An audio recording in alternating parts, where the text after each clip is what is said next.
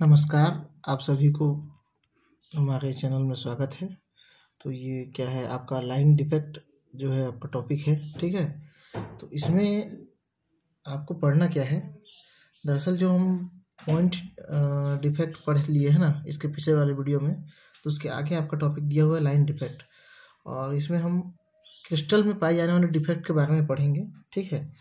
तो जब किसी क्रिस्टल के किसी एक या वन डायमेंशनल लाइन में मॉलिक्यूल्स के कारण डिफेक्ट उत्पन्न होता है तो इसे लाइन डिफेक्ट कहते हैं, एक लाइन में, ठीक है। कोई डिफ़िकल्ट नहीं है।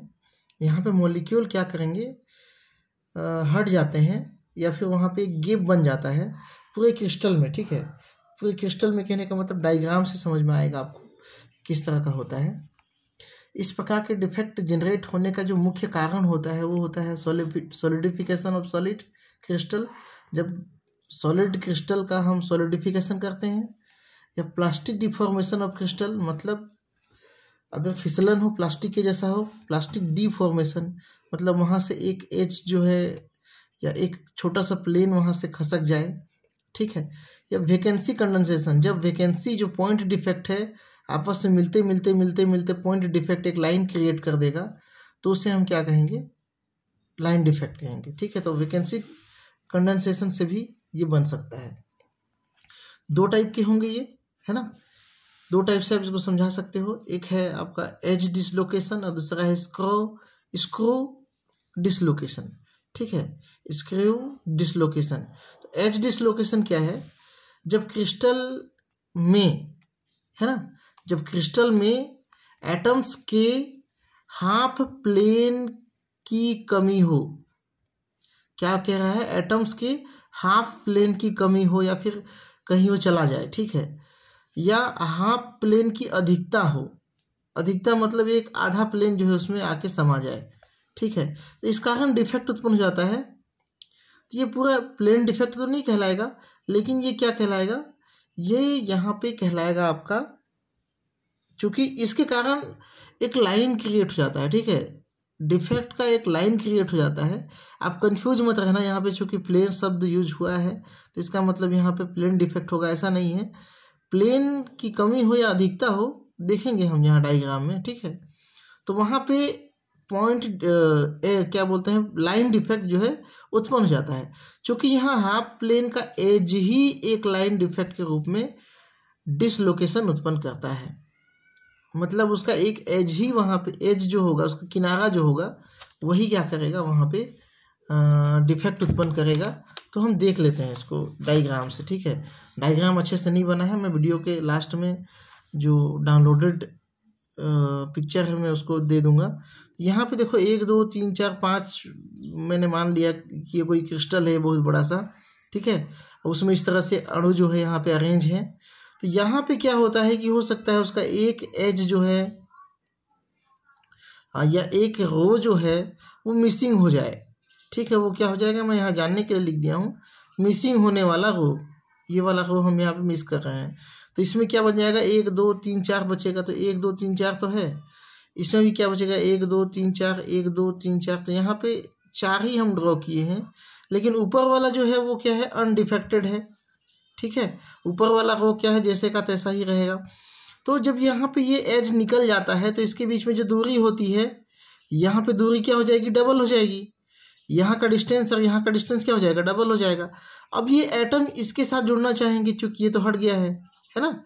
ये एटम इसके साथ जुड़ना चाहेंगे, ये एटम इसके साथ जुड़ना चाहेगा। तो यहाँ पे जब जुड़ाव होता है तो यहाँ पे क्या होता है, जब एज के जस्ट नीचे वाला जो स्पेस होता है, यहाँ पे बॉन्डिंग ठीक से नहीं हो पाती है। क्यों, क्योंकि यहाँ पे स्ट्रेन उत्पन्न हो जाता है, खिंचाव उत्पन्न हो जाता है, ठीक है।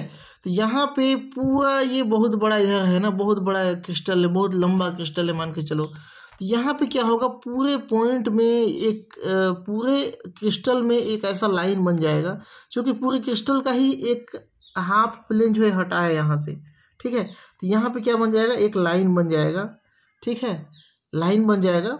इस लाइन को हम क्या कहते हैं, लाइन डिफेक्ट कहते हैं, ठीक है। मतलब एक लाइन जैसा डिफेक्ट यहाँ उत्पन्न हो गया तो उसको हम क्या कहेंगे, लाइन डिफेक्ट कहेंगे। अब ये इतना बड़ा नहीं होता कि इसको हम कोई दूसरा सिलेंड्रिकल डिफेक्ट कह दें, ये बहुत पतला सा होता है, इसलिए लाइन डिफेक्ट कहा गया इसको। और ये जो लाइन बनाता है वो जो जितने भी यहाँ पे एज वाले अणु होंगे, ठीक है, जो इससे जुड़े होंगे, जितने भी अणु जुड़े होंगे, उसके नीचे जो एज होगा वही एज ये क्या करेंगे, ये लाइन को बनाएंगे। समझ में आ रहा है? ठीक है, तो मैंने आके लिखा भी है कुछ कुछ।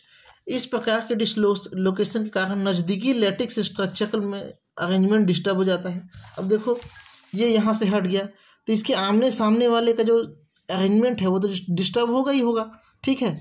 तो वो पुनः न्यू बॉन्ड बनाने का प्रयास करेगा। मैंने उसी को लिखा है, वह पुनः न्यू बॉन्ड बना लेता है, परंतु हाफ प्लेन के एज में, किनारे में एक लाइन खाली स्पेस रह जाता है। इसे एज डिसलोकेशन लाइन कहा जाता है। और ये जो डिस्प्लेसमेंट डिस्टेंस जो होता है, टोटल डिस्टेंस जो होता है, उसको वर्गर वेक्टर कहा जाता है। वर्गर वेक्टर कहा जाता है जो कि डायरेक्शनल होता है। यहाँ पे एक दिशा आप दिखा दो इसको, ये अच्छा होगा, ठीक है, जो कि एज डिसलोकेशन लाइन के परपेंडिकुलर होता है। एज डिसलोकेशन लाइन के परपेंडिकुलर होता है।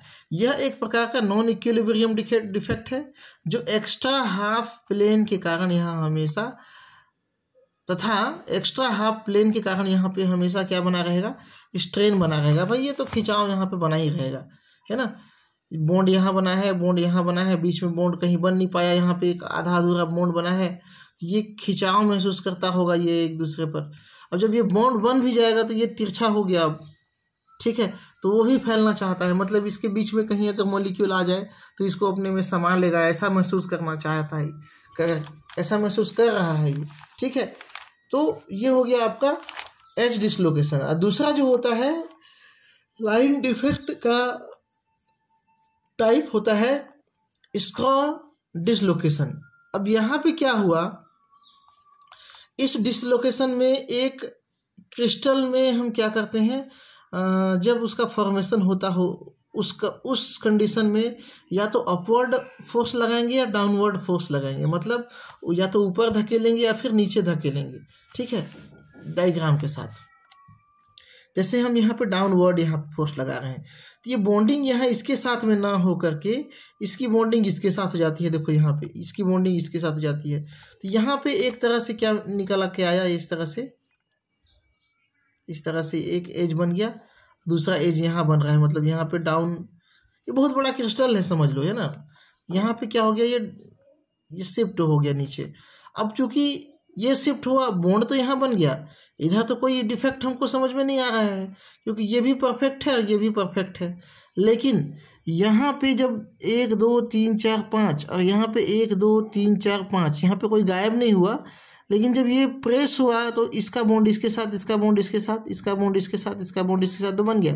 लेकिन बीच वाला जो एक लाइन है ना, एक लाइन है, यहाँ पे एक नया लाइन जनरेट होगा जो लाइन डिफेक्ट उत्पन्न करेगा, ठीक है। इसलिए मैंने इसको गोला दिखा दिया यहाँ पे कि इस स्पेस में पूरे क्रिस्टल में जितना बड़ा होगा ये, यहाँ पे एक लाइन क्रिएट हो जाएगा और डिफेक्ट उत्पन्न हो जाएगा वहाँ पे, मतलब खाली स्पेस जैसे पहले उत्पन्न हो रहा था वैसे ही यहाँ पे क्या होगा, खाली स्पेस उत्पन्न हो जाएगा। इसको कहते हैं स्क्रू डिसलोकेशन, ठीक है। ये डिसलोकेशन का टाइप है, लेकिन डिफेक्ट क्या है, ये तो लाइन डिफेक्ट ही है, ठीक है। डिफेक्ट क्या होगा, लाइन डिफेक्ट है। लाइन डिफेक्ट का टाइप 2 तरह का डिसलोकेशन होता है, एक एज डिसलोकेशन होता है, दूसरा स्क्रू डिसलोकेशन, मतलब शिफ्टिंग होता है, शिफ्टिंग अणुओं का शिफ्टिंग होता है। किस किस तरह से होता है, 2 तरीके से होता है ना, एज डिसलोकेशन से और स्क्रू डिसलोकेशन से। तो एज डिसलोकेशन में एक हाफ प्लेन को हटा देंगे और स्क्रू डिसलोकेशन में आप यहाँ पे फोर्स लगाएंगे, ठीक है। और ये बनता कब है, जब सॉलिडिफिकेशन ऑफ सॉलिड क्रिस्टल होता है ना, प्लास्टिक फॉर्मेशन, ये जो प्लास्टिक फॉर्मेशन होता है तभी तो आप इसमें फोर्स लगाएंगे तो इसका एक एज जो है प्रेस हो जाएगा। अब वैकेंसी कंडेंसेशन क्या होता है, जैसे हमने पढ़ा है कि जैसे कोई क्रिस्टल है, ठीक है, जिसमें पॉइंट वैकेंसी हुआ, अगर ये वैकेंसी यहाँ भी हो गया, यहाँ भी हो गया, यहाँ भी हो गया, इस तरह से वैकेंसी होते होते यहाँ पे एक लाइन क्रिएट हो जाएगा, ठीक है। तो वैकेंसी कंडेंसेशन मतलब वैकेंसी के संघनन से, वैकेंसी के आपस में मिलने से भी यहाँ पे क्या हो जाता है, लाइन डिफेक्ट उत्पन्न हो जाता है। आप ये भी लास्ट में एक टॉपिक डाल दो वैकेंसी कंडेंसेशन, और इसको भी थोड़ा सा डील कर दो, ठीक है, तो ज़्यादा बेहतर होगा। ठीक है जी। तो मैं समझता हूँ लाइन डिफेक्ट आपको अच्छे से समझ में आ गया होगा। अगर नहीं आया है तो फिर आप कमेंट करेंगे, बताएंगे कि कहाँ समझ में नहीं आया और क्या इसमें और जानना चाहेंगे। ठीक है, तो चैनल में बने रहने के लिए बहुत बहुत धन्यवाद। नमस्कार।